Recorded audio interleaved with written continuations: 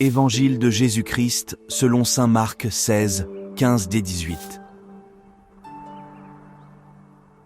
En ce temps-là, Jésus ressuscité se manifesta aux 11 apôtres et leur dit : Allez dans le monde entier. Proclamez l'Évangile à toute la création. Celui qui croira et sera baptisé sera sauvé. Celui qui refusera de croire sera condamné. Voici les signes qui accompagneront ceux qui deviendront croyants. En mon nom, ils expulseront les démons. Ils parleront en langue nouvelle. Ils prendront des serpents dans leurs mains et, s'ils boivent un poison mortel, il ne leur fera pas de mal. Ils imposeront les mains aux malades, et les malades s'en trouveront bien. Acclamons la parole de Dieu.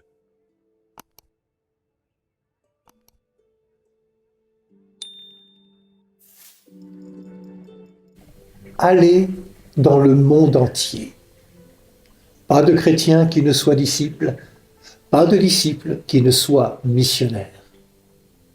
L'annonce de l'Évangile comme bonne nouvelle, c'est le projet même de Dieu qui, comme l'écrivait Paul à Timothée, veut que tous les hommes soient sauvés et parviennent à la connaissance de la vérité.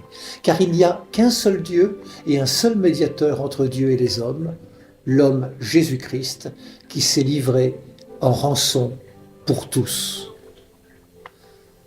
N'ayons pas peur de vivre au monde. Le Seigneur travaille avec nous.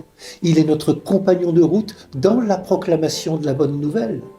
Chaque personne est appelée d'une manière ou d'une autre. L'amitié de Jésus est à partager avec ceux que nous rencontrons au quotidien, car Dieu travaille par l'entremise de chacun d'entre nous. La conversion de Paul, que nous fêtons aujourd'hui, est là pour nous encourager. Saül, l'ancien instrument de la peur, de la terreur et de la persécution, devient Paul, l'instrument choisi par Dieu. Il n'y a donc pas de fatalité. À tout moment de ma vie, je peux me décider à suivre Jésus et à le faire connaître. Pour Paul, ce fut sur le chemin de Damas. Nous n'avons pas à avoir peur d'être des chrétiens missionnaires. C'est la mission reçue à notre baptême et notre confirmation. Le jour où nous avons mis notre confiance en Jésus, celui qui a déjà gagné la bataille décisive contre le mal en nous donnant sa vie sur la croix. Dans la prière de ce jour, demandons au Seigneur de nous donner le courage de faire notre part dans la mission qui nous revient.